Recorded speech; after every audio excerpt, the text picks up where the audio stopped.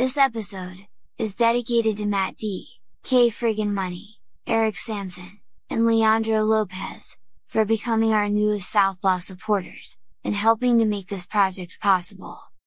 The Southpaw Project is supported entirely by listeners like you. If you want to support the work that we do, please leave us a 5-star review wherever you listen. Share these episodes, follow us on social media. If you're a new listener, make sure to click subscribe. And if you really want to support this project, then become a paid monthly subscriber on patreon.com/southpawpod. If you head over to Patreon and subscribe for just $4 a month, you will get immediate access to our complete catalog of bonus episodes, videos, and articles.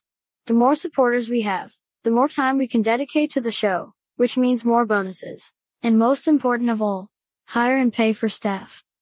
If you can't support us monthly, you can also do one-time donations at ko-fi.com/southpawpod.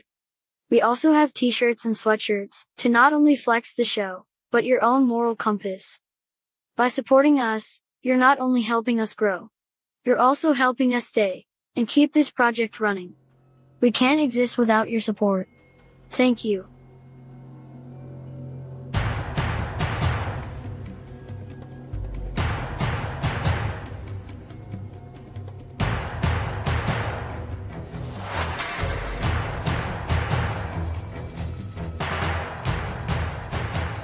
Today, we have a very special Fight Study and Pride Never Die collaboration. I'm Sam. We also have Carrion. Hello. And we have a very special guest today, MMA fighter Alana McLaughlin. Welcome to the show, Alana. Hi, and thank you.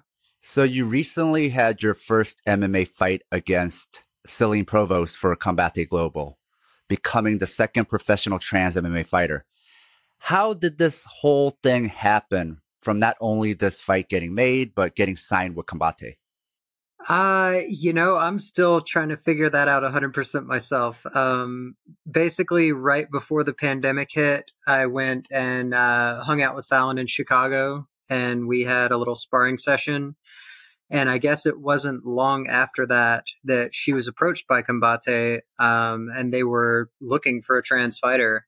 And since she's retired with some injuries, although I think she's considering, like, she wants to get back in the ring, but I don't know if that's in the cards or not. But she gave them my name, and the rest is history, I guess. And so by Fallon, you mean Fallon Fox? Yes. How did you get into MMA training? Initially, well, I mean, I've kind of been interested in MMA since like UFC 1, basically, because I am old. But as far as like specifically MMA training, it kind of dovetailed into what I was doing in the Army. You know, we had the Modern Army Combatives thing. And I was a big UFC fan at the time. So like I would purchase all the pay-per-views. And yeah, I don't know. I would just... some of it was like self-defense kind of stuff because, you know, I got bullied a lot growing up. And then with the job that I had being in the Army, it felt important at the time. So I guess that was kind of my my entryway into actual MMA training. You know, my team had a Golden Gloves boxer and a West Point wrestler and a Jeet Kune Do guy. So yeah, that was kind of the entry point for actual MMA, I guess. Did you do any sports while you were in high school or middle school? I was a runner. I ran cross country and I ran track and field.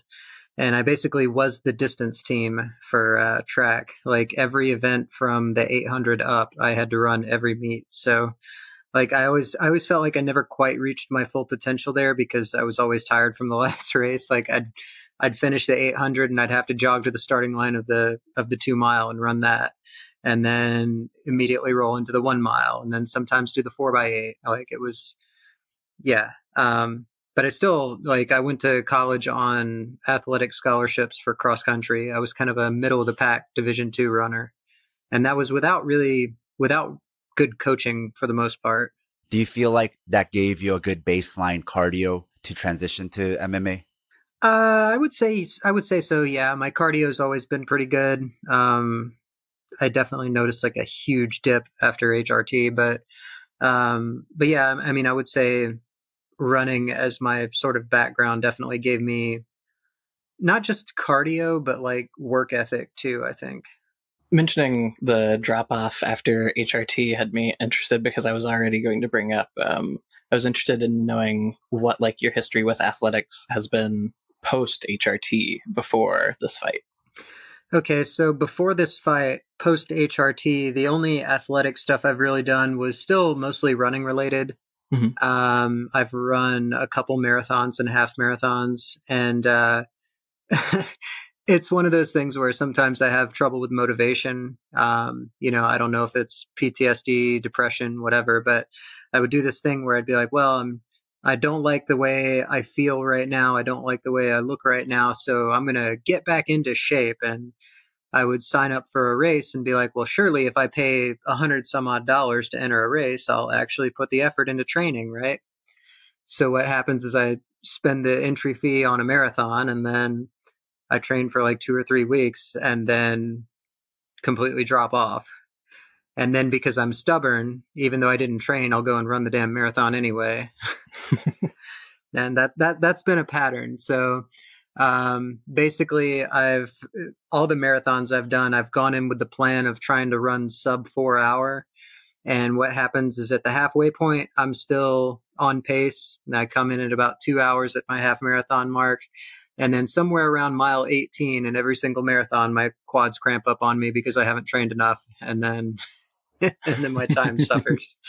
So, but I think, you know, running is still my first love. And when I feel like I should no longer fight, I think I'm going to try to, you know, I'm going to get back into serious running, and I really want to do an ultra. Diaz brother style athletics. I guess. So why do you think Kombat was looking for a trans fighter when it's viewed so negatively in MMA? You know, I can't say for sure. There's the cynical part of me that just goes, well, you know, it's something that'll draw a lot of eyes and get a lot of attention, and there's money to be made in those situations. But I do think there's more to that. I think Campbell, the president of Kombat, I think he's got a vested interest. I think he's got some personal connections to some trans folks. So I think that's part of it. But, you know, I don't want to speculate too much. I guess my question then is, did they ever make you feel like you were some kind of novelty act? You know, that's what I really appreciate about Kombat is they've specifically like gone out of their way to try to make sure that was not the case.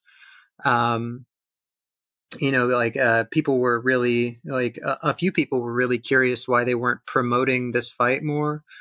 And part of it, I think, was maybe some fear that Governor Ron DeSantis would try to interfere and keep it from happening, which luckily didn't happen. And the other part was they really did not want to turn it into like a sideshow. And Campbell was very explicit about this. You know, he said rather than Kombat doing a big media blitz about it and, you know, being sensationalist, like, oh, trans fighter. I mean, and granted, there was like a little bit of that in the pre-show stuff, but it was pretty much unavoidable. And I feel like they treated it pretty respectfully. If they were trying to use this as a gimmick to get eyeballs, they really dropped the ball because it really flew under their radar. Yeah. I mean, the thing is, like, I fully expect that will be the case for the second fight. But for this first one, Campbell was very explicit that he didn't want it to be exploitative. He didn't want it to be a sideshow thing. We just wanted to get this first fight done and see how things shook out. And that's why for media, instead of Kombat releasing a bunch of stuff, they decided to let Outsports do it, The Guardian do it, you know, like regular media pick it up, you know. Now that your first fight is out of the way, how do you feel about your first fight?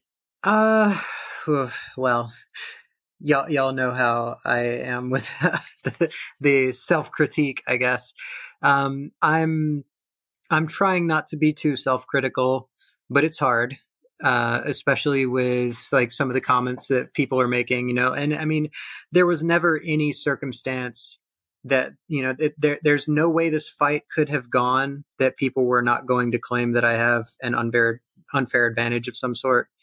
So I'm looking at most of the commentary now, and they're basically like, oh, well, no real woman could have taken all those punches without going down. And I'm like, Celine took my punches and they were solid. Like she didn't go down either. I mean, and yeah, like she was a lot more crisp of a striker than I was in that fight. Her technique is amazing. Like I'm honestly in awe of her. And her reach advantage was really hard to overcome. But I don't know. I'm like I said, I'm trying not to be too self-critical, but my game plan definitely fell apart when she rang my bell there. I got it back together in the second round, but whew, I mean, she hits like a truck. Did the nerves get to you at all? That's a good question. I'm honestly, I swear I'm not trying to be flippant here. I don't know. It's really hard for me to tell because, I felt initially when the fight was supposed to take place back in August, nerves were definitely getting to me then. And I'm not sure if it was the actual fight or just all the backlash that I knew was coming with it.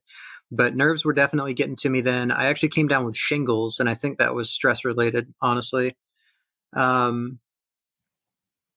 But yeah, that initially, I was definitely freaked out the first time. But then after the fight got postponed, coming into it this time, I felt really relaxed. I felt really chill.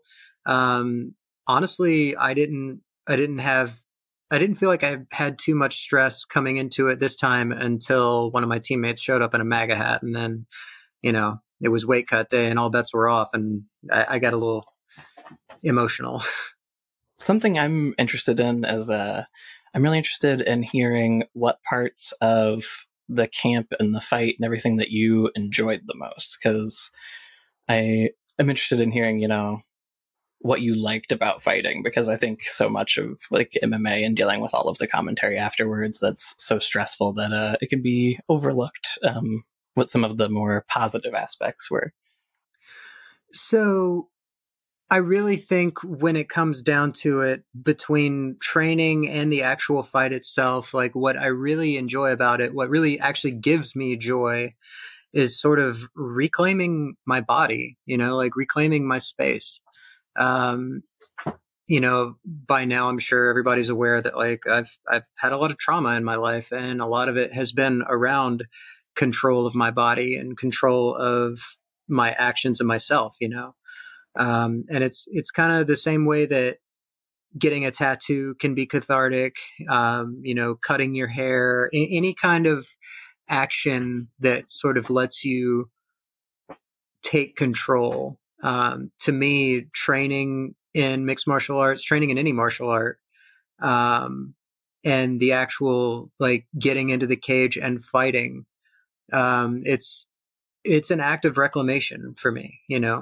It just feels like I'm finally in a place and in a position where the only thing I have to worry about is myself. When it comes down to it and you're in that fight, granted, there's all the training that goes into it, there's the team backing you up, there's your corner and all that, but when it comes down to it, it's just you and your opponent in that cage.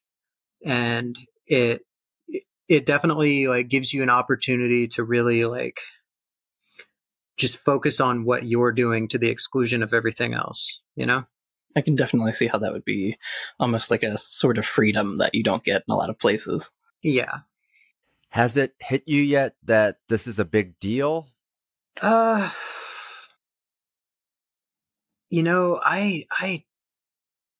know I keep saying this, but I really don't know. I mean, you're talking to a girl who I've never been impressed by celebrity or anything like that. My closest brush with celebrity was a few years ago when I ate ramen in LA and came out of the bathroom and physically ran into Keanu Reeves. And, it was, I was like, oh, wow, I think that's Keanu Reeves. And then it was confirmed later, like when he exited the restaurant and people were mobbing him for autographs. But like, I don't know, I've just never really been impressed with celebrity or anything. So, but I will say it's kind of surreal to see athletes that I watched on TV when I was in the army and like when I was younger having opinions on me, like Michael Bisping and Jake Shields and Demian Maia and like all these people weighing in. And it's like, while I respect them as fighters and I respect things that they did for the sport, they don't know shit about trans issues. They don't know anything about the actual processes that take place in the body with hormone replacement. Like, it's just people repeat a lot of the things that they've heard over the years without actually doing any kind of real like investigation of it, so yeah, it's kind of surreal. What's that right-wing British chud? Piers Morgan. He's got opinions on me too. So like just seeing like all these big names, like seeing people write articles on things I said on Twitter in the past week, that's been very surreal for me. So having just had your first fight and going through your first training camp, what's the biggest difference between fighting in a televised MMA fight versus just hard sparring? Well, as far as the camp that I had at MMA Masters, most of the sparring that we did was basically like great big open mat, like everybody was sparring at once. So you're constantly looking over your shoulder, making sure you're not bumping into somebody. Pretty chaotic. I didn't get too many rounds actually like alone in the cage before the fight itself. But I think that's just a question of like how many fighters we had there, like how much, facility and space was available. When you're in a gym with like multiple active UFC fighters and you're coming up on your debut fight, you're not going to be the top priority in the camp,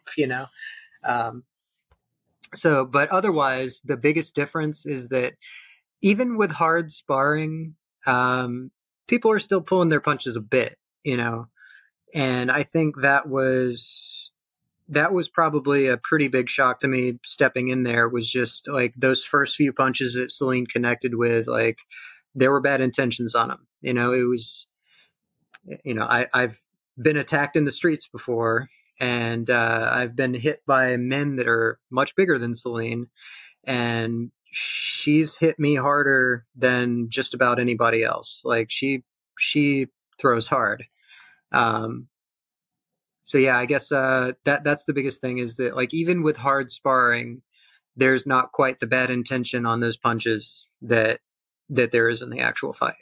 And like you mentioned, I think that's another aspect people don't think about is you're still kind of distracted when you're hard sparring because you have to be aware of your surroundings. It's not so tunnel vision. So like trying to prepare for that hyper focus is something that a lot of, especially like non-big name fighters who can't create a camp around them, they might not have a lot of experience with that until they step into the cage where it's just all eyes on them. And it's just me focusing on this other person and I'm not focusing on anything around me. I'm not going to have to worry about anybody running into me. And so then it's like, wait, how much practice have I had doing that?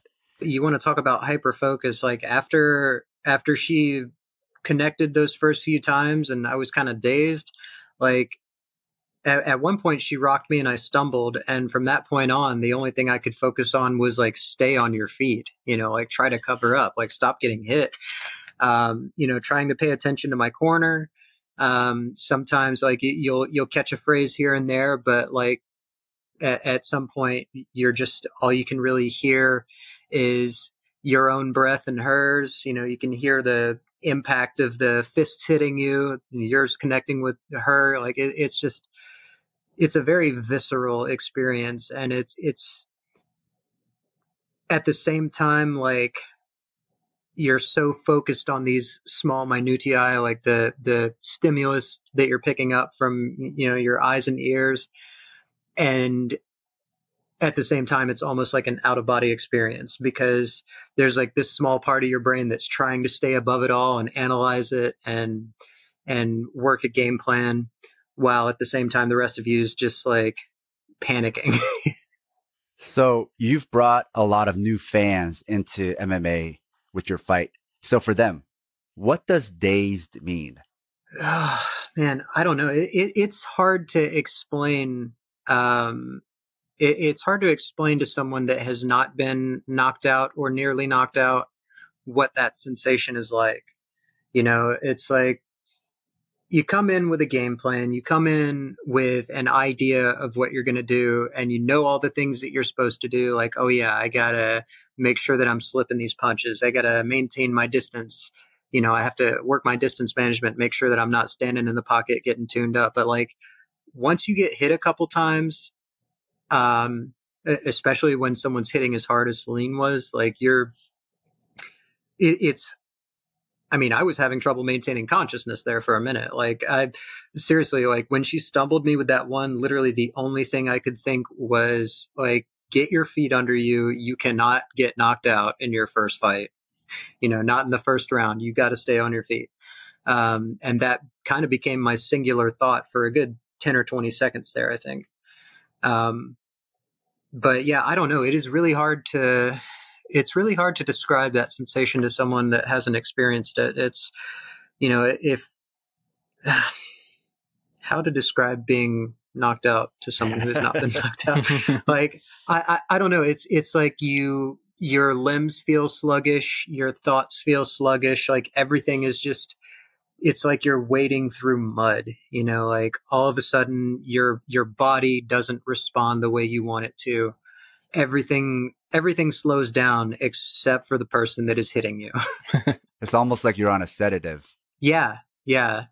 It's kind of awful. Well, I think even for avid MMA fans, they don't quite understand that, where they're yelling at the screen, why aren't you doing this? Why aren't you doing that? And if they got hit and they got buzzed, even if you ask them 2 + 2, they might not even be able to answer that question at the time. Their IQ went from whatever, and it diminished the half of what that was, Yeah. And I mean, everybody likes citing that statement by, I'm pretty sure it was Mike Tyson said it first, everybody's got a plan until they get punched in the mouth. Mm-hmm. And that's the thing. Like once you get hit, like you fall back on instinct, you fall back on what you've trained, because your conscious decision making kind of goes out the window. A lot of people take that statement to mean once you get hit, you get scared. And then it's about like how you act when you're scared. And it's not really about that. It's not about fear. If you step in the cage, you're probably already scared. But secondly, whatever is going to happen, you've already accepted that. It's more like your brain is not functioning the way it used to. So you hope you have enough muscle memory to just go on autopilot. Yeah, that's exactly it. And that's honestly why some of the mistakes that I made in the fight happened, because of this specific way that I trained in camp. Like in the first round when we clinched up and she kind of went for a takedown and I sprawled on it and stuffed it. And I had the presence of mind to hit her in the ribs a couple times where I had connected and hurt her before. But if I had actually been following any kind of logical game plan, I would have tried to take her back at that moment. But in camp, most of the people that I sparred with, there were some tall, rangy fighters, but the way the camp was, like most of the tall, rangy fighters were sparring with other tall, rangy fighters, different weight classes, So most of the people I ended up sparring with were either women my size or even smaller, and then like really short, stocky wrestlers. And what kept happening there is they would take me down and hold me down, and so in camp, my instinct was always, well, if I go to the ground, I need to get up. And because I was still so dazed, and that's just what I had been doing for the past 4 months, instead of taking her back and finishing the fight, then my instinct was to stand up and fight, on the feet again. And that was definitely to my detriment in this fight. So word of advice, this comes from like military stuff too, but train like you fight, right? So this is also another feeling and sensation that anyone who hasn't experienced it'll probably be hard to explain it to them. But how did you feel like after you got that win and while you were waiting for the official announcement? when all that adrenaline and everything kind of releases. How did that feel? Oh boy. Geez, I'm really bad at describing feelings, aren't I? Well, you're describing experiences that even you haven't had a lot in your life, right? So it's like an experience you've had once. Now tell us what it's like. Yeah. Right. Yeah. Well, gosh, it was honestly, it was a whirlwind because there were post-fight interviews and stuff. And I don't know what happened. And I don't know if this came across in any of the, I don't even know if they aired any of the post-fight interview stuff, but I was choking on something. I feel like I inhaled like a droplet of blood or something. Like, I don't know if I was bleeding in my sinuses and inhaled or something, but I kept coughing. My voice was messed up because like I took a real deep breath and just something got caught in like my bronchioles maybe. So like I'm coughing. I'm still dazed as hell from getting punched. I mean, my equilibrium was off for a good while after the fight. I kept stumbling. 2 or 3 times I stumbled that evening after the fight. But yeah, so there's the emotional come down all at once, like the fight's finally over. This thing that has been the only thing I've thought about and trained for the past 4 months. Like my entire life was on hold for this fight. And now the fight's done, but then I also know like, okay, now the bigger fight is coming because I know what's going to happen on social media. And you think you're prepared for it until it actually starts. So it just, I had all these thoughts flying through my head at 1,000,000 miles an hour all at once. Yeah, I don't know. It just everything was coming at me at once. And I was like, oh, I hope I don't screw up with these post-fight interviews. I want to, my conditioning coach wanted me to shout him out. I got to remember to do that. I got to remember to get my sponsor shirt on, like I have to make sure I don't say anything stupid. I don't want to put my foot in my mouth. Oh my God, I just won this fight. Did that really happen? Holy shit. She hit me so hard. Oh, why can't I breathe right now? Holy crap. Oh, but surprisingly, my cardio held up. Awesome. Thanks, Coach John. Like just all these thoughts, like just one giant sloshing whirlpool of all these different thoughts and emotions. And, yeah, it's basically, in a word, chaos, and yet you're standing there and like, when I go back and look at the footage and look at the photos, like I look calm, but like, yeah, I don't know. It was just so much going on. What did your corner tell you after round 1? Because we've been discussing round 1 and how you got dazed, and we're all friends here. You probably lost that round. So oh, there's no probably about it. Like I definitely lost round 1. Yeah. Okay, we could admit that. So what did your corner tell you after round 1? It's really hard to remember right now. And the thing is, like, I do remember specifically Marino telling me, hey, like, stop throwing the leg kick. She's timing it. But I'm not sure that he told me that. I'm not sure if he told me that in the pause between rounds or if that was something that he yelled at me during the second round, because I remember I threw a couple leg kicks there in the second round. But no, the big thing was that, the distance management, I really needed to manage my distance.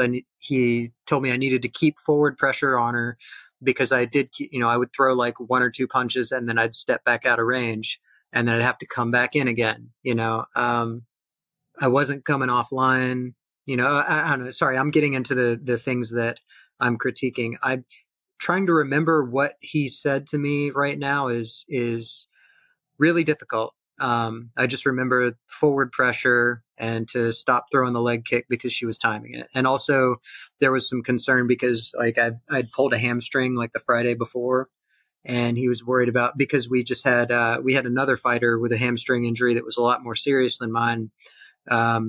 He might've tore it during his fight. And we didn't want a repeat of that. So I was cautioned against throwing too many kicks. I think that's an important point, because in a fight, the corner is constantly yelling stuff at you and constantly talking to you. Every minute of the fight, they're saying something. So it's hard to differentiate which part of that stuff did they tell me between the rounds and which part of that stuff was just stuff they told me during the fight. It's hard to know, right? Yeah, I mean, honestly, the only thing that I can clearly remember what was definitely in between the rounds was him saying, "Oh, well, we don't need water anyway," because like we ran out of time in the corner before I got to drink any water. Like I didn't get to drink any water in between there. And he was like, "Oh yeah, we're good. We don't need water anyway." And that's the main thing that I can 100% sure say happened between the rounds. It's like the least likely thing that you think would happen is the thing you remember, right? Running out of water. Yeah. It's also like the least important one, you know, like he gave me all these instructions for what to do. And I'm sitting there like nodding, like, yeah, I got it. And then the only thing that I can clearly remember is that I didn't get to take a drink of water. You looked a lot calmer and better adjusted in round 2. Do you feel like it took you a round to find your sea legs being your first fight? I think that's how long it took me to recover my wits after getting my bell rung. Like, I mean, most of the first round was pretty much a daze. You know, I cannot adequately express just how close I was to losing consciousness. Like, yeah, it was tough. It was tough. But the second round I came out and I definitely like had my wits about me a little more. I actually started throwing my jab and landing it instead of just spamming the right hand. That was the big thing, is just that very nearly losing consciousness in the first round. Like it took me a pretty long time to recover there. You know, whether it looked like it or not, like I did not have my wits about me fully until the second round started. A thing I think happens a lot with some fighters is that while you're in camp and you're training and you're getting ready for the fight, you have this constant feeling of like, I can't wait for this to be over. I've been putting my life on hold for this. Like, this is really annoying to have to keep doing this and keep getting ready for this fight, especially when it keeps getting pushed back or like different things like that keep happening. But I think it's also a pretty common thing that fighters will say all of that, really feel that way, and then once the fight is over, they're kind of really just kind of craving being back into that space. And I'm interested if there's any of that for you, or if you're just really looking forward to taking your time until you get back in there. Oh God. I absolutely am missing it already, honestly. And I think it's probably a pretty common thing for fighters, but I know just me specifically, like my mental health really suffers if I don't have a set schedule, if I'm not being physically active. That's the thing that I've noticed. Like, I mean, for anybody that doesn't know, like I have a long history of, you know, lifelong PTSD, major depression. And I'm also one of those people that's really afraid of, psychotropic medications. You know, I'm really afraid of all the side effects. I'm just afraid of medications in general, and that's probably part of my upbringing. And I try to get over those fears, but when it comes to altering brain chemistry, it scares me. So I try to get by on, you know, I've never taken any kind of psych meds, and I've noticed that really the only thing that helps stabilize my mood and keep me like functional is exercise. And I'm not one of those people that's going to say, oh, well, you know, if it works for me, it'll work for everybody. All you have to do is go out and take a hike and you'll be better. Like, no, I'm definitely not that person, because I know like a lot of people absolutely do need chemical support for their brain function. And I would probably benefit from it. Like, there's no doubt I would benefit from it, but I'm honestly too afraid to really dip my toe in those waters. But I have noticed that if I'm out of I noticed during camp on Sundays when we had a day off, my mood would dip noticeably. And like right now, it's a little over a week after the fight, and I have not been training for this week. I figured I would take 2 weeks where I was just going to kind of chill, eat what I wanted to, relax. You know, I mean, right now I'm staring at another dozen donuts. Wait, once the interview is done, I'm going to tear into those. But no, I've just been relaxing and eating and, seeing some of my friends, and it's good to take that time off, but I am already anxious to get back in the gym. And I mean, part of that too is just, for managing my stress levels, with some of the really nasty comments I was getting online and just the outright abuse. I guess it was about halfway through the week, I really just felt like I needed to be in the gym. I wanted to hit something. I wanted to lift something. I wanted to run. I just really needed to burn off some of that frustration. So, I can't speak for all fighters, but I know that, I'm already anxious to get back in the gym, and I'm going to make myself not do that for the next week. A lot of people are going to be getting introduced to you as, this tough trans MMA fighter that is dealing with all of this hate and, is an MMA fighter, so she must be tough all the time and like really rough exterior. But I know you as a friend. So what I'm interested in hearing about is what are some other interests and stuff you have outside of fighting?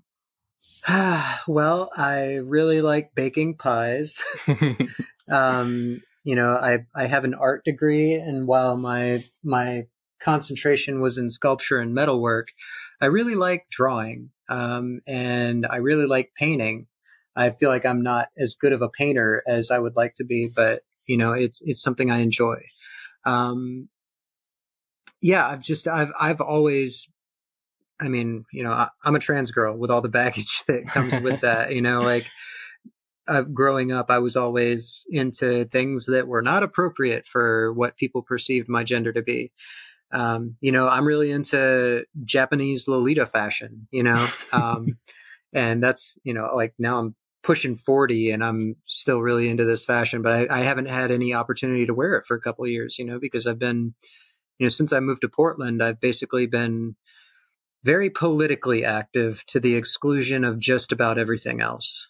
And so, the whole work-life balance thing hasn't really entered into the equation. So my personal life has definitely taken a back seat to all the other things I've been doing. But yeah, given the option, like when I moved to Portland, I had this idea of like Portlandia. I thought I was just going to come up here and make art and wear cute clothes and bake pies and just have a nice, chill, relaxing life. And that was not the case. So before we get into the rest of your life, I just had one last question about the fight. We've kind of taken listeners on a journey reliving the fight with you, except for how the fight ended. So let's finish that out. Round 2, you started looking better, but Celine was still landing her shots. You got the takedown. You were getting some body shots in and passing. You were looking good. Those of us watching from home were getting excited. It's like, okay, takedown, body shots, passing, great. And then you got reversed. What went through your mind right there where you were like, okay, I'm doing good. And then boom, she flips you over. Oh, God. I don't think I even had any conscious thoughts except don't be on the bottom. Don't be on the bottom. You better fix this. No, honestly, part of me was still fairly calm because, Celine's weakness before this has been her ground game. And while I feel like she's definitely made some improvements on it from the fights that I saw before, it's still like, even as rudimentary as my own ground game is, like, I kind of feel like I did have an advantage there because of our builds, like she's tall and lanky and wiry, and she didn't really keep her weight in her hips, so as soon as while I gave up position there, it was pretty easy to hip out to the side and take her back. Was that a move that you had drilled before a lot in training, or was that just improvisation in the moment? It's one of those things where we didn't we didn't specifically drill trying to hip out from the bottom. I don't think we did all kinds of drills that involved doing that. But it really was just kind of an instinctive thing that I did based on my coaches had really hammered into me, control your weight, control your hips, know where your hips are, whether you're trying to whether you're trying to lock in a triangle choke or, whatever you're trying to do, you really have to pay attention to your hip position. And so that was the first thing on my mind. As soon as I end up on the bottom in a grappling exchange, I'm very conscious of where are my hips, where do I need to put them? And so as soon as she reversed me there, my first thought was like, I need to get my hips out. And then as soon as I did and got them around to the side, taking her back kind of went really smoothly, surprisingly smoothly. If anybody had told me that I was going to win the fight by submission, I wouldn't have believed them, because my plan was, my game plan was like go to the ground if I had to, but I was thinking much more of a, top position, ground and pound kind of finish. And I don't think people are appreciating the way it ended, meaning the way you ended, there is no better technical way to end, where it's not about strength, right? The whole premise of jiu-jitsu is that the person on bottom can be weaker and use technique to beat the person. And as rudimentary as Celine Provost's ground game is, that was like a nice little exchange between you two, where you got to take down your passing, she reversed you, and then you were able to reverse back onto the back. So obviously the people who are attacking you don't appreciate the technique, but even for people who want to defend you, they have to understand that what happened right there, that was all technique. You could have somebody very strong and somebody very weak on the bottom, and you could still execute that technique exactly the same way as it went, because that is the point of jiu-jitsu and ground fighting, Yeah. And I think you might have said this on Twitter, the whole thing about like people like to talk about jiu-jitsu as being like highly technical and that's how someone who's weaker or, someone with better technique can prevail over someone stronger. But of course, now that's what I did. Well, now jiu-jitsu is definitely all about raw strength, right? They better take down all their previous marketing material then, because they've been lying to us. Yeah, I know, right? Right. I know. Well, it works differently when trans people do it. Yeah. Well, like trans people, a 145-pound fighter that's trans weighs more than a 145-pound fighter that's cis, because she's made of trans. And that's the other thing people don't bring up, is there's a weight division, and you're both in the same weight division, and no two fighters ever look the same in the same weight division. It's almost always one fighter is the taller one and one fighter is the shorter one. And they look like that because they're in the same weight division. So the shorter one is going to be wider. The taller one is going to be lankier. Yeah. That's how that works. That's how that's always worked in MMA. And it's really frustrating. And like, I know that they're being disingenuous, and I hope that other people realize they're being disingenuous, but like, there's a reason that all of these transphobes are showing pictures of me pre-transition when they talk about this fight. Because they've got people under the impression that, oh, a skinny, helpless little 140-pound girl stepped into the ring with some 6.5 foot tall bearded heavyweight. And, first off, like, I've never been a heavyweight in my life. Like, even when I was at my biggest and most jacked, I'm still only 5'7". When the biggest I've ever been, when I was like eating 6,000 calories a day and pounding creatine like it was going out of style, I was up to 190. Like, that's still like basically like middleweight, and except, actual middleweights cutting weight. Like, realistically, I would have been like a lightweight fighter at that point, Uh-huh. But yeah, like, so they have to misrepresent my proportions. They have to misrepresent my appearance. Because they're trying to generate that outrage. Like, look, this man just beat up this helpless girl. And honestly, it's frankly, it's misogynistic.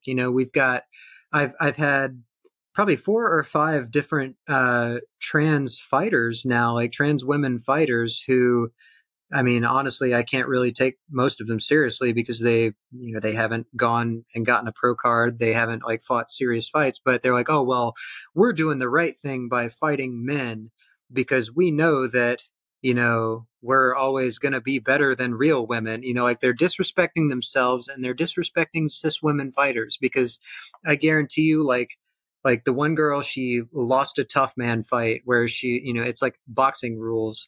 where, it's boxing rules with untrained fighters, and she was turning her back to her opponent. It was only 1 minute rounds, and they were playing Dude Looks Like a Lady over her bout. God. It was just, so I'm looking at this and I'm like, well, you have no self-respect and you clearly don't respect cis women fighters.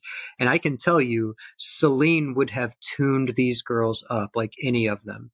Like, and that's the thing, like what it comes down to with transphobia, internalized transphobia, it all really just boils down to misogyny. People really believe that someone with an XY chromosome is just inherently better at athletics, inherently better at fighting just by virtue of, an accident of birth. And, like I said on Twitter, any girl from MMA Masters would absolutely beat the crap out of 90% of men, and men don't want to acknowledge that. But I mean, we've seen the thing where was it 10 or 11% of men think they can win a fist fight with an elephant? So, I just want to touch on two things real quick, which is one, I keep thinking it's really hilarious every time I see a photo where someone is showing the photo of you and Celine facing off in the ring, and they think that Celine is the trans woman because she's taller than you. And the other thing is connecting all of this to the misogyny of men, and when they are trans misogynist, how that's rooted in just basic misogyny. I also find a lot of it to be rooted in this fragility of male egos, where they want to believe that they are physically superior to anyone who is a woman, no matter what, and that it is inalienable, and that there's nothing that could ever change it. And it's just, they end up putting it off on trans folks like you and other trans folks like Fallon who have fought and our athletes. They end up putting that insecurity off on just trans people in general, because they don't want to admit that they are not some ultimate Viking berserker warrior that has innate superpowers because they happen to have a penis. Yeah. To listen to these people, one, athletic performance is stored in the balls. I mean, they really do have this idea that their masculinity just makes them better, period. Like every untrained guy sitting on the couch thinks that he can beat world-class women in any athletic endeavor. And that's just what they believe. They think that any man can get off the couch and completely dominate any world-class woman in a sport. And it's just not the case.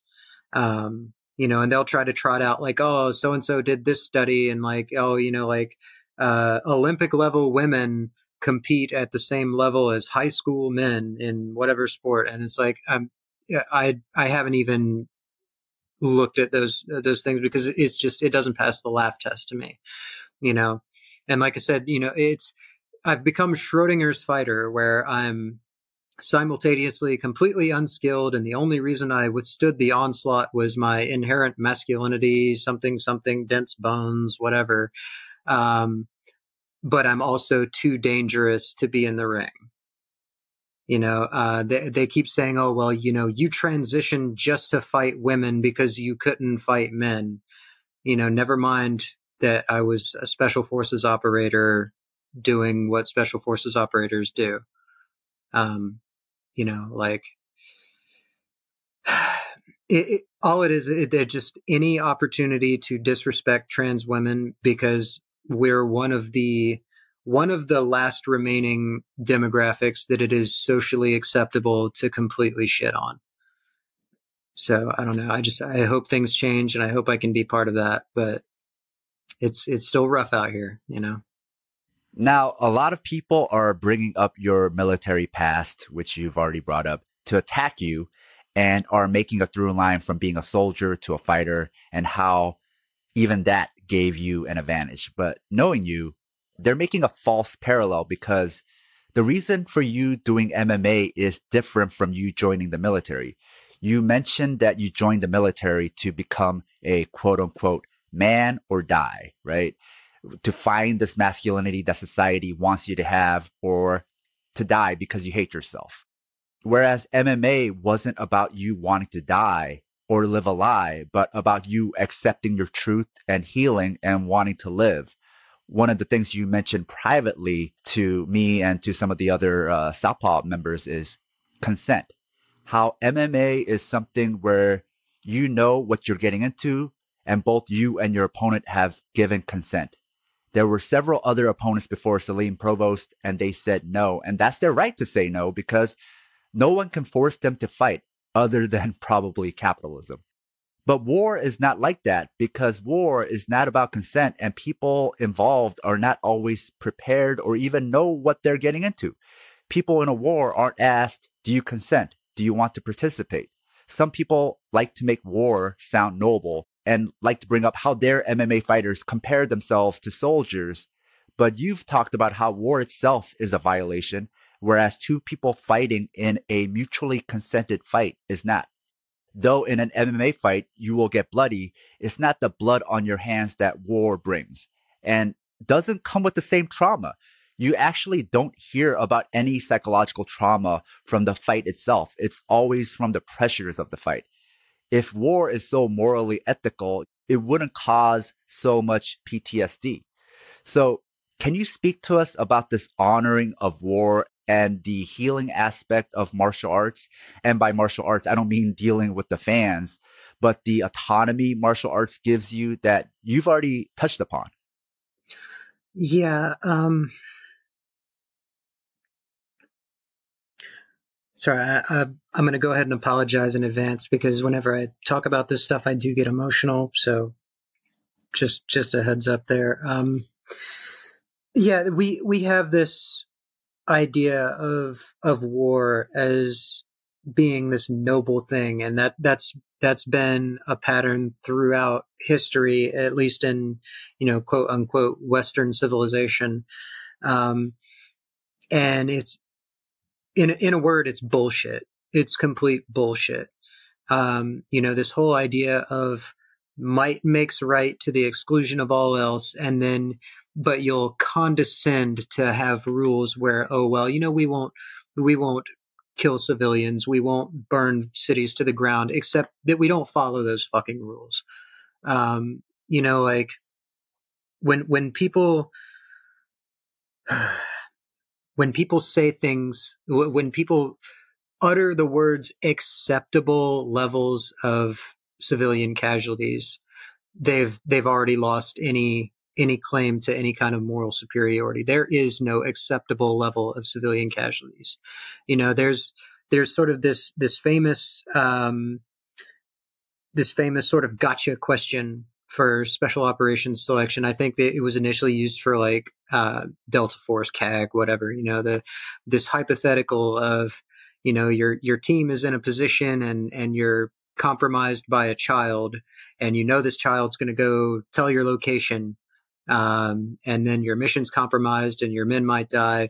Do you kill the kid or not? And that was sort of like a gotcha question back in the day. But like for me, there's no question about it.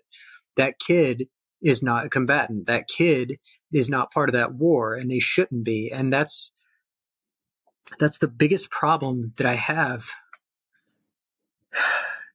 Sorry, give me a second.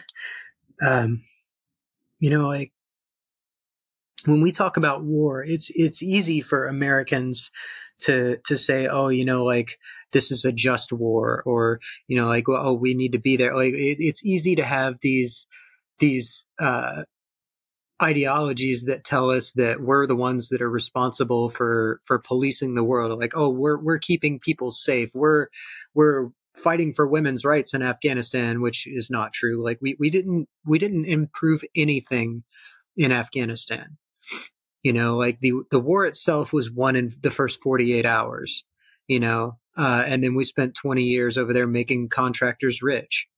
Like all that blood, all the, like all we did is we ruined lives. We made children afraid of us. We made sure that there will be another generation that's ready to die fighting us because of the shit we did. And when you're a civilian in the United States, you don't have You know, your house isn't burnt down. You don't have people like in full battle rattle kicking in your door and dragging your father into the street, you know? Well, I say that white people don't, you know, but if you look at the history of the United States, like, I don't know. I mean, there are lots of people that are mad at me and saying that I've lost my military bearing, and I shouldn't even, you know, I can't call myself a veteran anymore. It's like, well, one, you can't tell me I'm not a veteran. You know, you can't take away the fact that I fought in a war for the United States. Like, as much as I wish that were the case, as much as I wish that could be taken back, you know, I've got a lot to atone for. And I don't know, they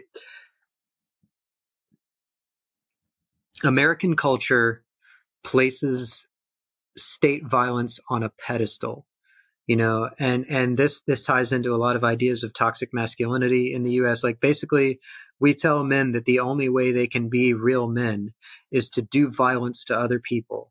And the only right way to do that violence is with state approval, whether you're a cop or a soldier or whatever.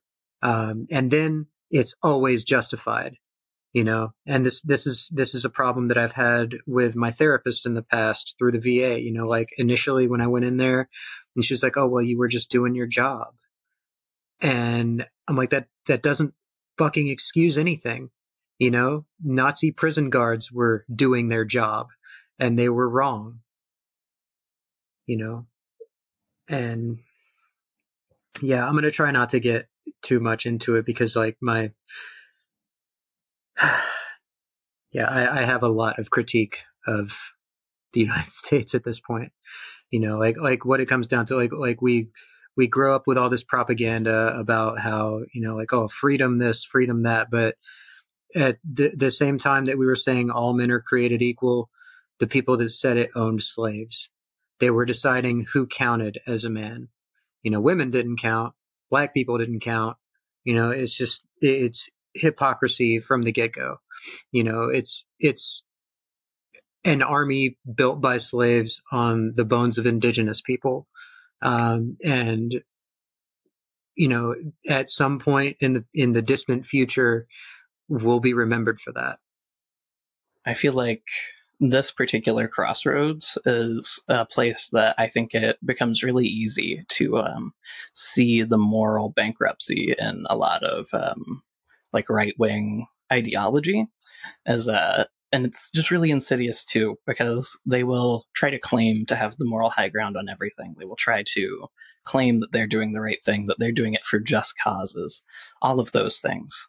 But when you can look at it and see that they are all about, you know, support your troops, being here for the military after they've come back from war and everything like that, until that veteran is trans, until that veteran is homeless, until that veteran is black, until that veteran, you know, says that what they were doing at war was bullshit and not worth doing and a crime, then all of that support goes out the window. And it's just a really easy way to tell that, like, the morality that they're claiming isn't there. They just view the military as a tool. Yeah, well, you would think that would be obvious and that people would recognize that, but I'm noticing more and more that that's not the case. You know, like the same people that are messaging me saying that I'm the scum of the earth because I'm a woman beater, because I will always be a real man and something penis, something chromosome.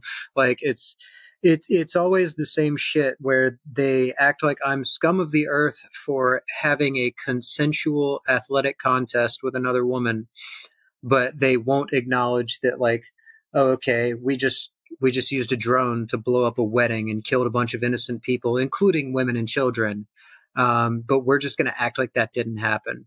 Just don't even speak that into conscious thought, right? And it's easy for them to do that because, like, as a culture in America, we have dehumanized the rest of the world. We've decided it's us and them don't count as human. Them don't matter, you know? And that's the position that minorities hold in the United States. We're all other. Whether you're Black or Latino or Muslim or trans or gay, whatever it is, you're not part of us. And as a result, your humanity is, you're not human. So your death doesn't matter. Your suffering doesn't matter. And that's how the United States justifies almost everything they do. So, I'm the ultimate traitor because I'm critical of the United States. I'm critical of our foreign policy. I'm critical of capitalism and the ways that it makes us just destroy each other. But also I'm a traitor to masculinity. I call into question all of their assumptions about, the physical bodies of men and women, and they don't want to acknowledge that, a former special forces operator who was the absolute pinnacle of manhood almost just lost a fight to a French woman. It's and on top of that, she was French. Yeah, she was French. Right. Just the ridiculous shit that we do here. I'm going to say don't get me started, even though we're so far into this conversation. So let's talk about that. Some people hate you for being trans, like you talked about. Others hate you for your progressive politics, some for both. So can you talk to us about your political evolution then? Yeah. I'm going to preface this by saying I wish I was a better person from the get-go. I know, okay, granted it's a very small number, but I do know one or two white cis guys that, have good politics, that kind of always had good politics for as long as I know. But, like a lot of Americans, I grew up basically apolitical. I was raised in an environment where my family went to church 5 times a week, and I was expected to do the same until, some extenuating circumstances made it to where my parents didn't feel like they could make me go to church anymore, But when you grow up in this environment where you do not hear other voices, it's hard to, nobody's immune to propaganda. And I don't think people realize just how propagandized the United States is. I still remember when I was in high school, I was in AP US history, but I also took a history and minority groups class. They were both taught by the same teacher. And I was the only white kid in the history of minorities groups class. And in our textbook, there was the only mention of positive representation for queer people I had seen in my entire school career. And it was just a little throwaway paragraph, talking about queer rights. And at the time, this was the late 90s. I was like, oh, wait, there are people that think it's okay to be queer, and this, so I had this AP US history class and this history of minorities groups class the same day. And the same teacher in AP US history said, the Civil War was absolutely about states' rights, and slavery was only ended to weaken the South during the war. And then this same teacher made direct, pointed eye contact with me in history of minority groups and said, the Civil War was absolutely fought over freeing the slaves. And there was almost this unspoken, okay, don't spill the beans in here. This sort of understanding of you're white, not to talk about this, and it's just this. I've noticed that in situations of abuse, there's always this expectation of secrecy, right? A rapist does not want you to talk about what they've done. A parent that beats you doesn't want you to go to the guidance counselor and talk about it. That's the thing. When silence always benefits those with the power and those with the power to abuse it.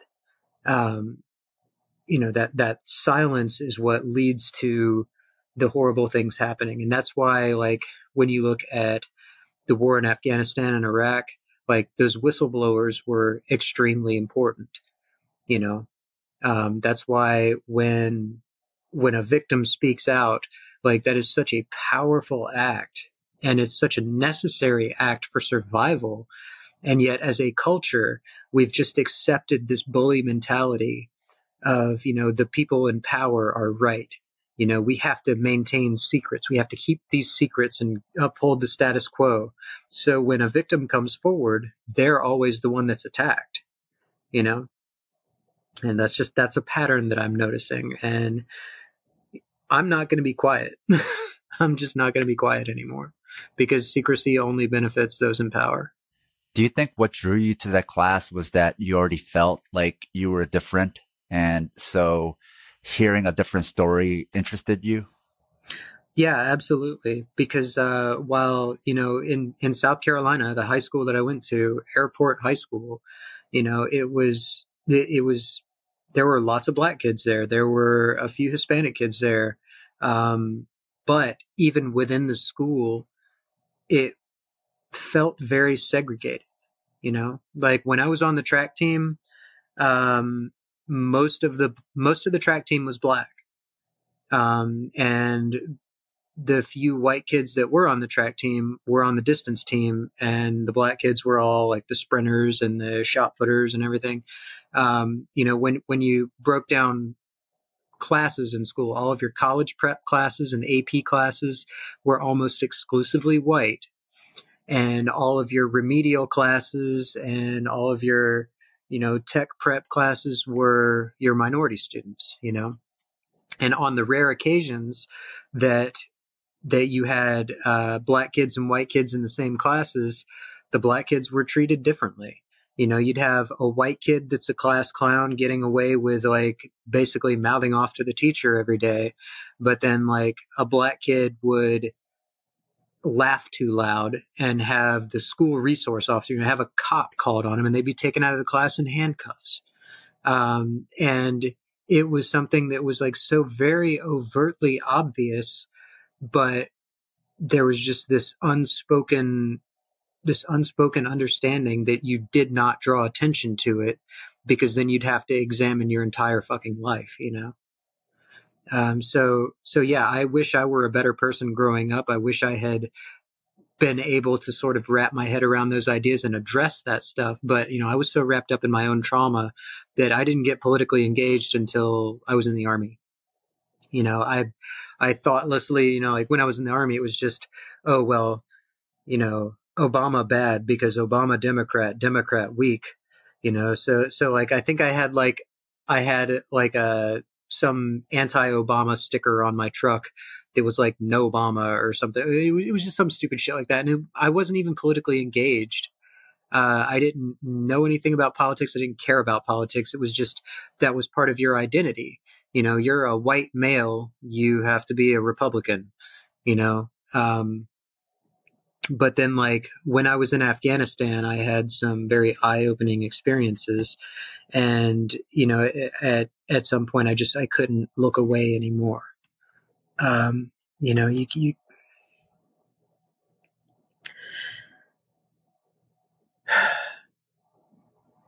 at some point it just becomes too obvious that the human suffering that's taking place is completely unnecessary, and nothing that you're doing is alleviating it.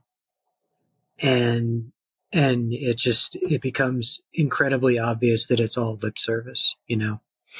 So, I mean, I reached a point where I couldn't look away anymore. And then when I actually decided to transition, you know, and I started taking sociology classes, and I started hanging out with the feminist collective and, you know, things like that. Wait, is that all part of transitioning? Did they make you do that? Oh yeah. It's a full indoctrination program, right? It's a 5-year thing. Yeah. They brand you with a hammer and sickle, you know. But no, like on a serious note, like it was just when I finally was given any access at all to other perspectives, like suddenly things were clicking and it all made sense. But it's just, people don't realize, like, I was in my 20s and had already fought a fucking war before I had different perspectives presented to me. You know, the farthest left perspective I had seen up to that point was Bill Clinton, for fuck's sake, you know? So yeah, I mean, people just, I think people outside of the United States don't realize just how propagandized we are. And people inside the United States definitely don't realize how propagandized we are because we grew up in it. Well, it sounds like you had a lot of observations you've made, like in high school. It didn't necessarily change you back then, but you were just storing it in the memory banks, but you didn't know what to do with those observations, but you were making note.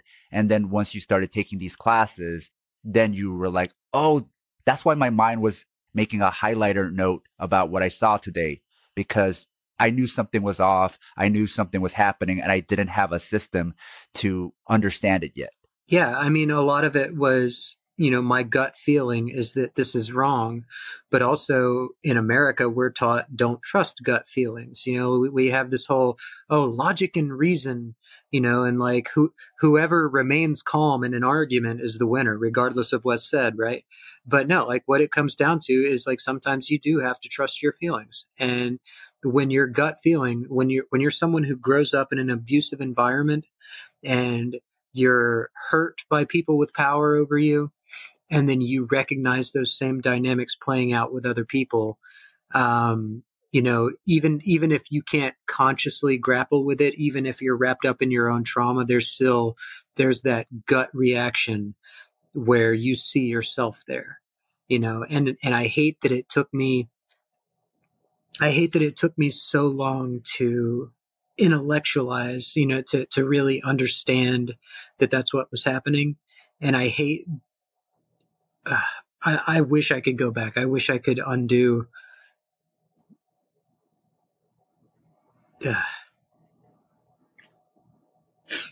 Well, wishes don't really do anything, and you can't unkill somebody, but we'll just say I have regrets about Afghanistan. But sounds like it all happened in tandem, the transition and your political awakening. Yeah. I mean, like I said, I wish I were a better person, but I didn't really get politically involved, and, I didn't really wake up to the reality of things until I was the direct target of attacks, and I mean, the thing is, like, I had already been the direct target of attacks like my whole life, but I was still trying to convince myself, like, oh, I'm not one of the queers, I'm not, the F word, because, and that's the thing, like, you're told that you are not this thing that is the target, like you have, I mean, crap, my parents told me to stop making myself such a target, like being feminine made me a target and I needed to man up. And, they're saying this to a 5-year-old, and this is the kind of shit, like you internalize those messages, and oh God, I don't want to go off on another tangent here, but the whole, transphobic argument of male socialization. Like, I'm going to tell you now, a trans girl internalizes every negative message, the ones about masculinity and the ones about femininity. I was simultaneously like, I was never going to be big and strong and masculine and ripped enough. But by the same token, like I was never going to be small and petite and pretty enough, like I just felt like I inhabited this horrible liminal space where I was never going to be a real man and never going to be a real woman. And frankly, like transition it not only saved my life, but it put me in a position where I can actually like self-actualize, like when I first transitioned, I was like, well, I don't want anything to do with anything combative. I don't want anything, I'm not going to own weapons. I'm not going to hunt. I'm not going to do any of these things. I'm just going to lean into this like feminine stereotype. But since I've transitioned and I've come to like fully realize myself, I don't unnecessarily gender all that shit anymore. It's like I can be a girl and still like to be, like to train martial arts. I can be a girl and still ride a motorcycle. I can change my oil and it doesn't make me a man. Like it's just ludicrous. I think there's, this whole stereotype that people try to like accuse people of especially trans people of like, trans people are all indoctrinated and all evil communists inherently and stuff like that, which obviously all three of us know. And I'm sure a lot of our listeners know that is absolutely true. there's definitely trans people out there who are still right-wing chuds. It still happens, and they all want to fight Alana right now. But I do think there is some truth to this correlation. And I think it has to do a lot with like what Alana was talking about, with that feeling like you have to transition, to go through that process, you have to dig so deep into everything you've been told about yourself, and everything you've been told about your gender, and everything you've been told about gender expression throughout your whole life, that it does become a little bit easier when you make that realization that none of that's real, that it's all just been things that people have been pushing onto you. And then you start questioning more things about your life. And you start questioning, why do people talk about America like this? Why is that true? Is that real? And the more you start looking into it, I think that for me and for other people that are trans and their transition push them further left, I think that's a common thing, to be like, you're questioning everything about yourself, and then you start questioning everything about the society you live in. And you kind of come to some similar realizations about the reality of things at that point. Yeah, I mean, when you realize that some of the foundational truths that your life is built on are lies, then you really have to start questioning everything. Like if the same people that told you how great America is also like told you that you are never going to be a woman, and that this core aspect of yourself is just deeply inherently wrong, and the only righteous way for you to live is to hate yourself and to try to not be yourself, to try to be literally anything else. And like once you finally like break free of that prison, once you realize that that was a lie, then you really have to say, well, shit, consider the source. The same people that wanted me to hate myself, the same people that told me it was preferable for me to die than to be a woman, told me how great America is and how free we are. And then you really, it becomes a question of, what's the word I'm looking for? If they can't be trusted for that, what can they be trusted for? I mean, you see that even with the people who attack you, where the same men who are attacking you are the same men who won't believe women about sexual assault. I mean, and it's really funny. And by funny, I mean like horrifying. But so many people are calling me a domestic abuser because I fought a woman in a consensual fight in a cage. And it's like, well, one, there is consent involved here. Two, we're not dating. Domestic violence doesn't mean violence between two genders. It means violence between intimate partners. And there seem to be a lot of sort of, it feels like they're telling on themselves. There are so many men coming into my comments saying, oh, you found a legal way to beat women. And it comes across as almost sort of bitter, like, oh, you motherfucker, you found a way to cheat the system. I would go to jail for this. And they act like men don't get away with this all the time. They're revealing how their mind works. Yeah. I mean, the man who raped me, I was not his only victim. I was the only one to come forward. I know of at least half a dozen others, and he was never prosecuted because, my parents talked me out of it. How old were you at the time? When I told on him and when they talked me out of prosecuting him, I was 10. Oh my God. I was 10. I was the youngest and smallest and most vulnerable of his victims, and I was the only one to come forward. And the thing is, like, he was never prosecuted. He got away with it. He's not on any registry. And this is the norm. People want to talk like, oh, you found a legal way to beat on women. You found a legal way to abuse women, as if women aren't like constantly abused. There's sexual violence, there's physical violence, and it happens to thousands, maybe millions of women every day. And and we never take it seriously. And it's entirely disingenuous. It's just like arguments about trans women using the bathroom, the whole bathroom predator myth. Like, I guarantee you, if a man wants to rape a woman, he's not going to transition to do it. Yeah. They don't need to. They don't need to. It's easier for them to become a cop to get away with it. Mm-hmm. And also, it doesn't make it easier. In fact, you as a cis man, especially a cis white man, you already have more power. Like, you would be giving up power to do things. You would be giving up rights to transition. But see, for them to acknowledge that, a cis man has more power, then they have to acknowledge that privilege exists. They have to acknowledge that women are not treated equally. They have to acknowledge that Black folks are not treated equally. And most people in America are just not willing to look at that truth. It's a hard truth, and that's the thing about privilege. They don't want to acknowledge that whatever struggles they've had have been harder for other people who were positioned lower down the ladder than them. It's not like they're fighting for equal pay for women, right? Yeah.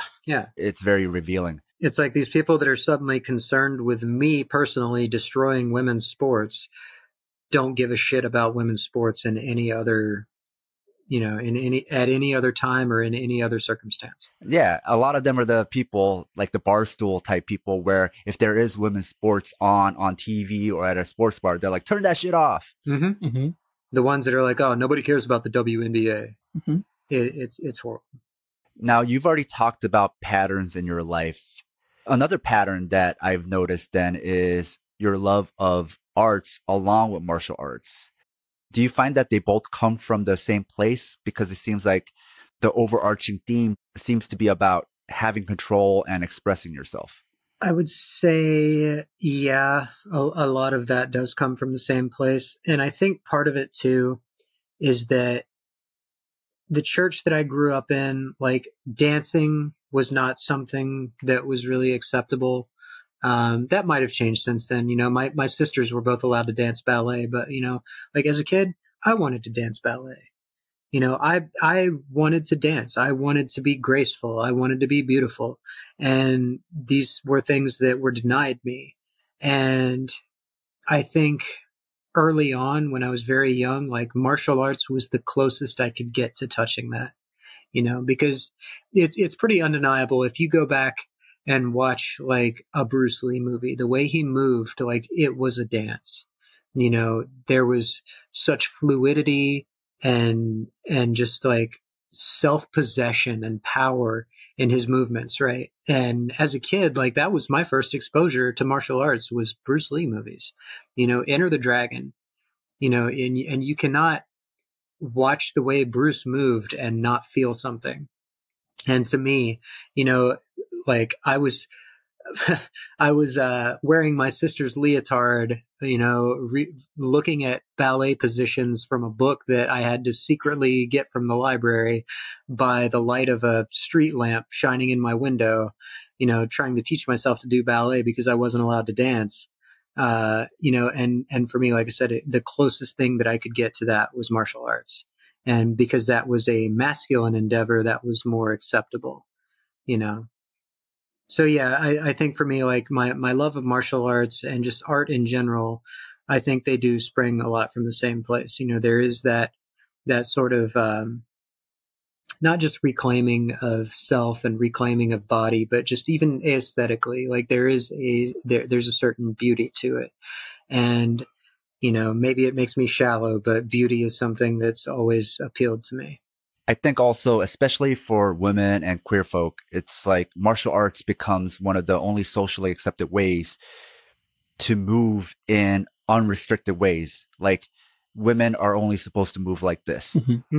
In society, even boys, you're only supposed to move in these rote ways, in these lines, right? Your movement is constrained. Whereas in martial arts, much like in dance, you're free to move in every direction without judgment. If you just lift both your arms to your side, anything where you're pulling your limbs away from your center, it's often feminized, right? So for boys, you're not allowed to move in those ways. But in martial arts, you are, right? Yeah. So I think for a lot of folks, it becomes like this place where I can move in all the different ways I always wanted to move. in 360 degrees, and that's okay here, right? So I think that is also why it becomes attractive to a lot of people. A lot of chuds and right-wing people who buy into the alpha male type of stereotype might even be drawn to martial arts for the violence, but there's something in them that also enjoys that free movement. Yeah, I think so. And that was another thing that happened to me a lot as a kid. The way I moved was criticized. Like I let my wrist bend. My hips moved too much. Like, oh, why are you switching? Like these were comments that I got. And so basically, like, by the time I was a teenager, I was so self-conscious about my posture and my movements that, people that knew me pre-transition, like I almost wish you could have like some of my old friends like on the podcast to talk about it. People could recognize my gait from, hundreds of yards away, like across a football field. Someone knew it was me because I walked like the Terminator. Like I made sure, my hips must not move. My entire body must hang from my shoulders, and my shoulders have to be like level in space. Like I was so self-conscious. I'd be mowing the yard and there'd be nobody around anywhere. But in my head, I was like, well, there might be somebody behind a tree that can see me, and I can't let anyone see my hips move, and it was, it was like the whole panopticon idea. And it's like someone's always watching. God is watching you. God doesn't want you to let your hips wiggle, like just this ridiculous, like fascistic mindset, like if you act like a girl, if you move like a girl, well, that's sinful and bad and you're going to hell, and that is not a way to live. No. I honestly do not know how I'm as well adjusted as I am, frankly. But that is related to God and the church too, right? Even dancing in some churches isn't allowed. Yeah. I mean, when you get down to it, like so much of Western civilization, as we call it, whether it's the religious aspects or any other aspects, like we are so deeply misogynistic that femininity of any kind is absolutely despised. What any outward representation of it is hated. Even having a good time. Oh yeah. If you're having a good time, if you're being too sensuous, well, that's feminine. Like don't enjoy yourself. That's feminine. It used to be like you couldn't eat sweets. Sweets were for children and women. Like don't eat ice cream. That's too feminine. Like that. It's just this ridiculous idea that masculinity means depriving yourself of all joy. And who the fuck wants to live like that? Well, isn't that the origins of the slur, when it was a slur, being gay, right? It originally meant being happy. Yeah. But it got read that if you were having too good of a time, then you're being like a woman. You're being gay, right? Whereas a man should be able to deprive themselves and just have a little bit of fun, but not too much fun. So it's almost like saying men aren't supposed to have fun, or Western civilization, you're not supposed to have too much fun. Otherwise, you're othered, you're gay, you're a permanent foreigner. This is why we lionize violence. This is why, the things that we declare are masculine are so horrible. It's this idea that the only good things for men are to be tough and strong and stoic, don't have feelings unless it's anger.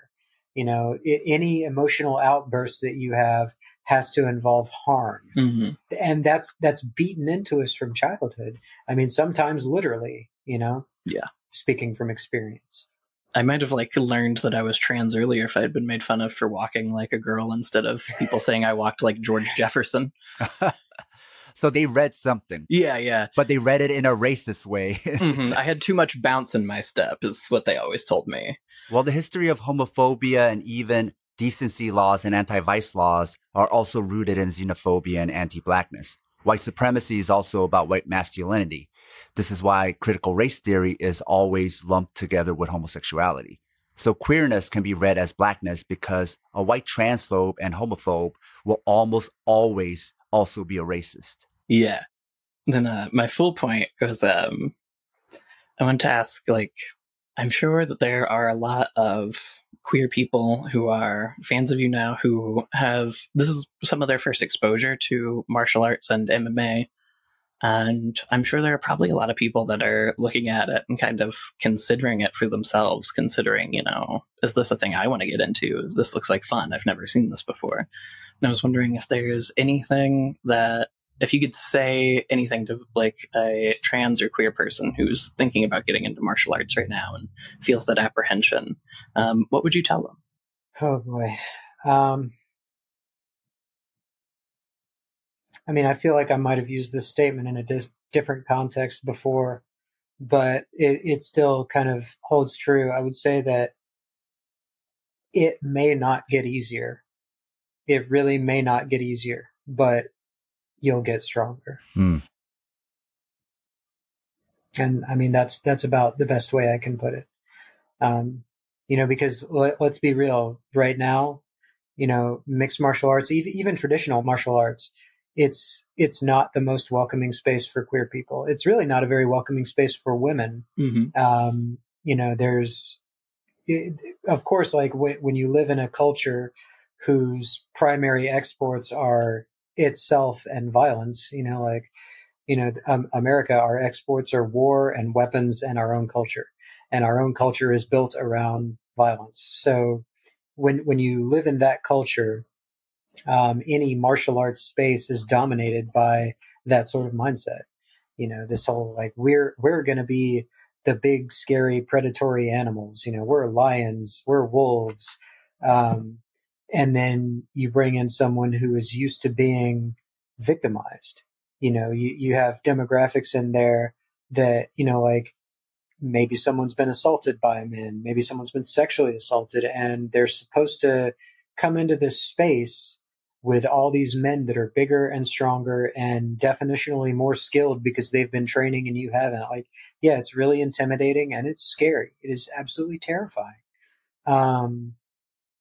So yeah, like I said, it may not get easier. It may never get easier. I mean, full disclosure, I still have PTSD meltdowns in the gym. It's a pretty regular thing for me, especially in grappling. And, I really want to work on my grappling game. I really want to improve my jujitsu, but like I get triggered.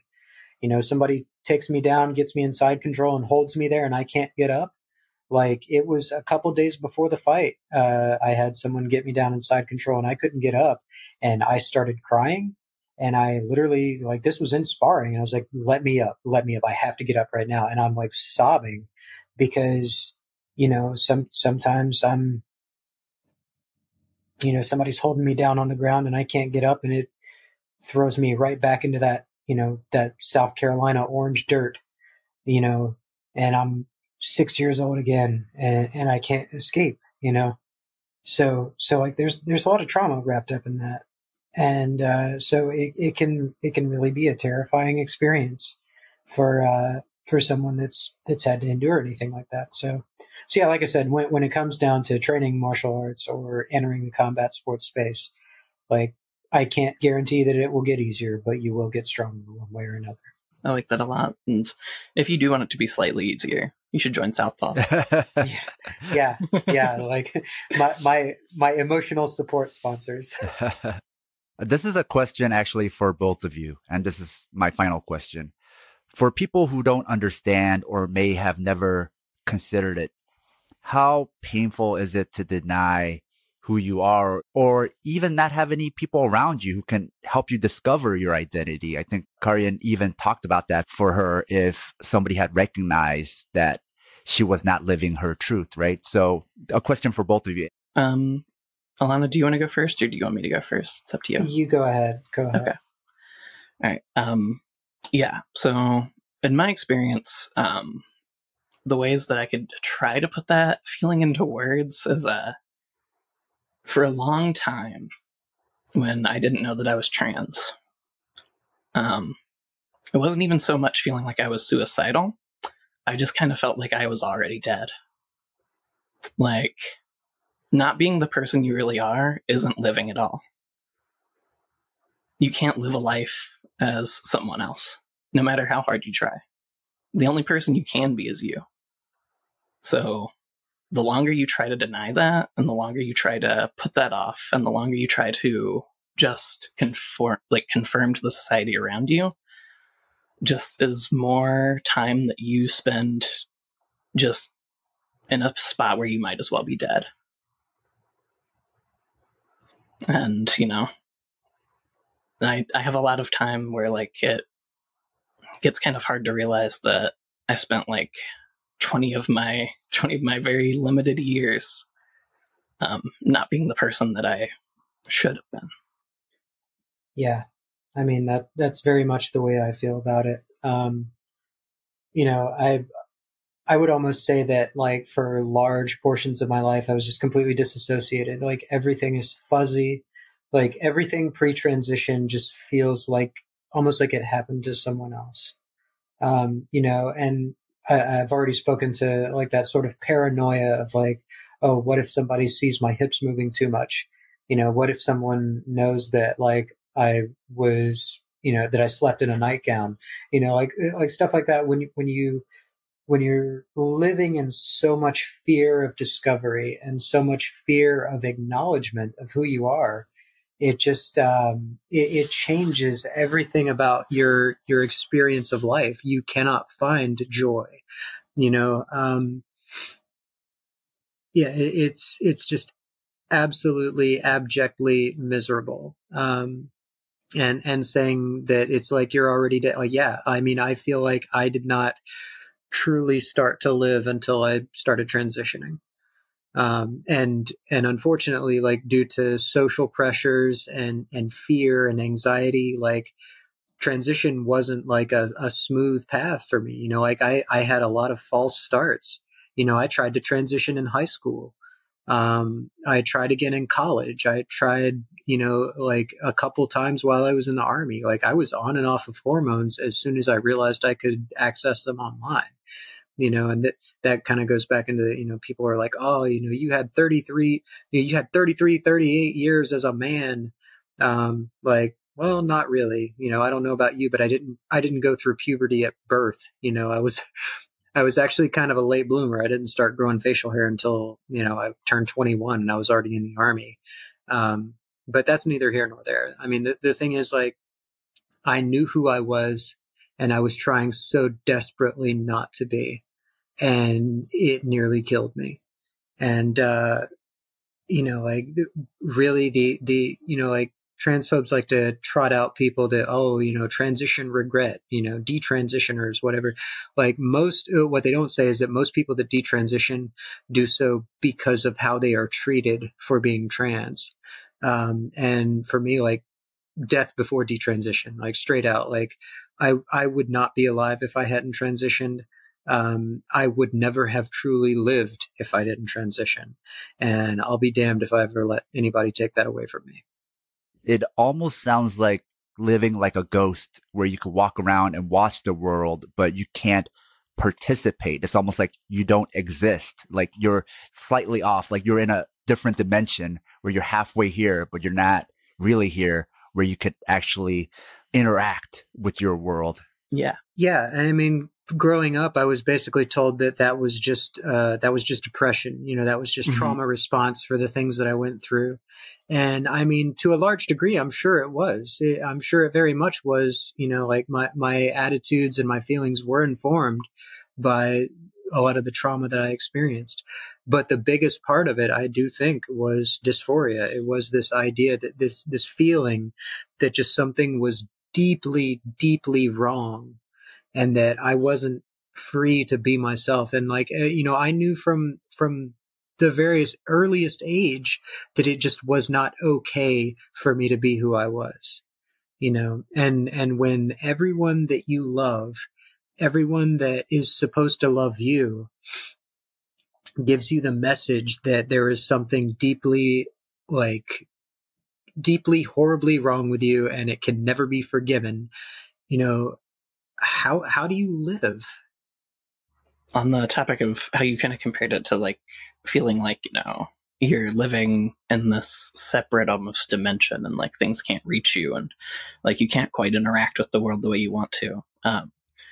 Before I had started transitioning, it was a thing that I would get asked a lot, where I would have people directly ask me at times, like around the holidays or for birthday parties, where they would have to be like, "Are you happy?" Because for most emotions, I like, for everyone here that's familiar and a lot of our fans, people talk a lot about the expressionless face of Fedor Emelianenko. That's what my happy face was. That's what my sad face was. Like, just dead eyes, like I'm not even looking at anyone, and just I would have to like reassure people that like, yeah, I'm happy, like, yeah, I feel, and like I was happy about the things that were going on, but it's that thing of just constantly feeling like, but is it happening to me? Is this birthday for me, or is it for the person you think I am? Is this Christmas gift for me, or is it for the son you think you have? Yeah, like that is definitely a mood. Like, even when my sisters were doing their damnedest to try to be supportive, they still go to church 5 times a week. They're still involved in that cult, Yeah. But it really, really hurt to be told that, oh, well, I have to mourn my brother.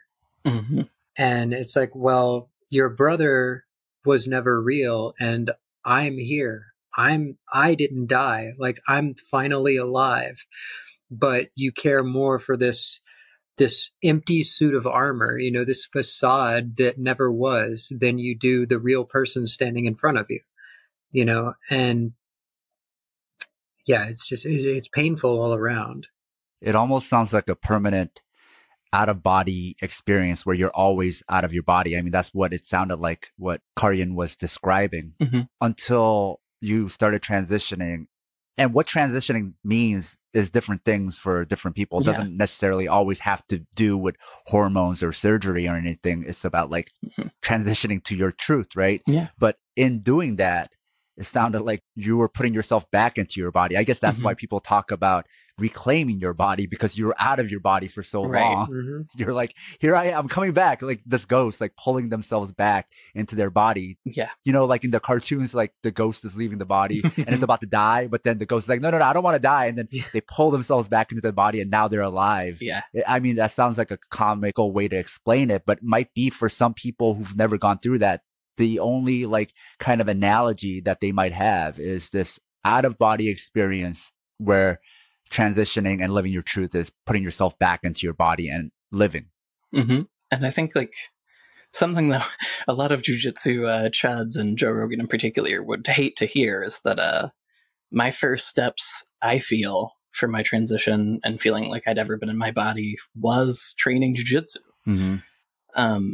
Doing something physical like that and doing something that took me out of that just constant mental fog and like disconnection from my body and forced me to inhabit it also forced me to realize that I had been living this way where I'd been disconnected from everything and I'd been, putting up this facade of someone else because that's who I thought I was, because that's who everyone said I was. Yeah, I mean, that was kind of how I felt with doing anything athletic, with getting tattoos, with jumping out of airplanes, like all of these things that I did to sort of to feel real, to feel in my body, to reclaim it in some way. To feel real. Yeah. Yeah, to feel real. I mean, Christ, this is going to sound like sappy and weird, but like as a kid, I didn't understand why the story The Velveteen Rabbit hit me so fucking hard, but it did, like you've got this little stuffed animal who was, trying to become real, and it was love that made it real. Right. And like, I had almost forgotten about that story. And then I heard it again and I just like broke down sobbing, and it's, for me, everything that I've ever done that involved any kind of like sort of extreme situation, like anything to really deeply feel anything, whether it was combat or martial arts or dance or screaming or like anything like that. It was this all out effort to try to be real, to inhabit my body, to not be in that fog, in that fugue state. Immediacy. Yeah. Yeah. It is that immediacy. It's why I lifted weights. It's why I ran long distance. It was just, I needed to feel. I think it's what drives a lot of people to self-harm. Just that need to feel something. So that's in a way acting out that feeling that if you hurt yourself, then you feel at least that you're alive or you're here. It's a reminder. Right. Yeah. Yeah. I mean, it's like when I'm getting punched in the face, like, oh, wow, wake up. You're right here. I'm getting a tattoo and I feel that needle driving into my flesh. It's like, oh, this is real. This is where I am right now. Here I am. And that's the thing. Like, I can't speak for other trans people. I can't speak for other people struggling with depression or mental illness or anything like that. But for me, like, that is what I had to have. I had to have something to bring me back into my body. I had to have something to feel real again, and for whatever reason, like that has shaped my life experiences, that has shaped who I am as a person. So that's why I'm going to keep fighting until I can't anymore. And after that, I'm going to be running ultra marathons. That's why I'm going to go after this interview is done. I'm going to stuff myself with donuts and coffee. I want to feel, I want to be here now as long as I can, This was an amazing talk. Thank you for your time, Alana. Thank you for coming on the show. Where can people find you? In all the usual places. I've got an athlete page up on Facebook, but they basically hide the thing unless you pay for advertising. So that doesn't really get much traction. I'm on Instagram as lady_Farrell, I think. And I've got Twitter. I don't remember exactly what my Twitter thing is. But I mean, at this point, if you Google search Lady Farrell or Alana McLaughlin, you'll find me. I'll put all the links in the show notes so people can just directly find it. Carrion, where can people find you? Yeah, you can find me on Instagram and Twitter at PowerTool, PWRTOOLE. And then if you like Pride Never Die, you like some of the stuff I do for Southpaw, and you want to financially contribute to my stability and ability to provide that content, my Venmo is Paul Hollyweed, because I love to make fun of Paul Hollywood from Great British Bake Off. All right. Thank you both so much for everything, honestly. Like, seriously, all the emotional support leading up to this fight. Like, I definitely needed it. You're welcome, and thank you. Thank you, everybody, for listening. Make sure you check out all the other shows on the Southpaw Network, like Carrion's show, Pride Never Die, Southpaw Fight Study, and some of the other shows we have coming up. And make sure you support us on Patreon. That's a wrap.